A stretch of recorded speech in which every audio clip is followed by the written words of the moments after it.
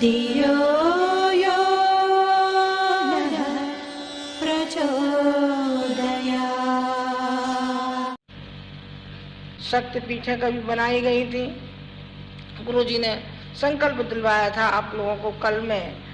उनसे कह रही थी, जो छत्तीसगढ़ वाले आए मेरे पास, सब मिल करके आए, तो मैंने कहा कि कभी समय था कि गुरुजी ने जिस तरीके से समर्थ गुरु रामदास ने मठ बनाए थे, और मठ बनाने का एक ही उनको उद्देश्य था कि हमारे राष्ट्र के लिए एक कर्णधार पैदा हो। उन्होंने वहाँ से रसद भेजना, हनुमान मठ बनाए थे उन्होंने। इसी तरीके से गुरुजी का एक प्लान था, और ये था कि हम शक्तिपीठें बनावें, जो कि बेचारे यहाँ नहीं आ पाते हैं वो वहाँ से प्रेरणा पाएँ, वहाँ संस्कार मनाए जाएं, संस्कार महोत्सव मनाए जाएं, बाल संस्कार शालाएँ चलाई जाएं। लेकिन हो गया वो उल्टा। जो बनाया तो बड़ी उम्मीदों से, लोगों ने पैसा भी बहुत खर्च किया, जनता ने बहुत पैसा खर्च किया, और उनके मनोबल की भी दाद देनी पड़ेगी जिन्होंने के शक्तिपीठ बनाने में और उन्होंने संकल्प लिया। लेकिन एक बात कहने में मैं चूकूंगी भी नहीं कि उन्होंने एक व्यापार का, एक धंधे का रूप दे दिया, धंधे का रूप दे दिया, व्यापार का रूप दे दिया। व्यापार नहीं चाहिए, जो चाहिए उसको कैसे आप भूल गए? जो आपके गुरुजी बता करके गए हैं उससे आप कैसे भूल गए? उससे कैसे भटक गए आप? आपने व्यापारिक कैसे बना लिया उसको? जबकि आपसे तो ये कहा था कि विचार ये फैलने चाहिए। उनको बड़ा दुख हुआ, उन्होंने ये पश्चाताप किया अपने मन में कि मैंने एक बहुत बड़ी भूल की। वो भूल ये की है कि मैंने शक्तिपीठ क्यों बनाई? क्यों साहब, आपने ही तो तिलक किए और रुपए दिए, हमने तिलक किए और रुपए दिए, इनको शक्तिपीठ बनी, ये क्या बुरा है?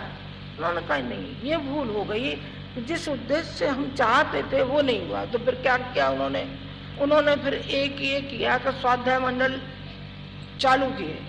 उन्होंने कहा कि ये चलती फिरती शक्तिपीठें बनाएंगे।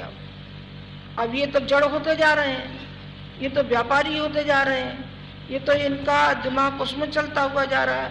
कोई डिग्री कॉलेज खोल रहा है, कोई इंटर कॉलेज खोल रहा है, कोई हाई स्कूल खोल रहा है, तो कोई कुछ करा रहा है, कुछ व्यापारिक उसमें उलझते जा रहे हैं। जबकि ये था कि जनता का मनोबल हम ऊंचा उठाएं और हर बच्चे में संस्कार और प्रेरणा हम भरते हुए चले जाए, ताकि आने वाली पीढ़ी जो हमारे राष्ट्र की कर्णधार होने वाली है, हमारी कायर पीढ़ी नहीं कहलाए, बुज़दिल पीढ़ी न कहलाए।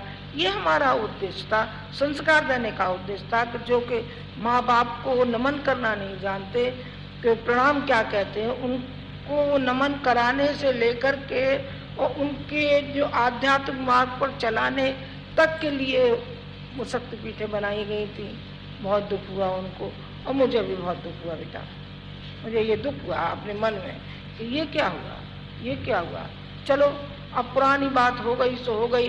बहुत आपने डांट फटकार पिछले दिनों खा ली है, अब मैं डांट फटकार तो नहीं लगाऊंगी, पर बात है तो बात है, वो तो कहनी तो पड़ेगी ही। आखिर मैंने ये बात आपके कानों में ये डाल दी कि आइंदा ये व्यापार का, ये धंधे का रूप नहीं ले।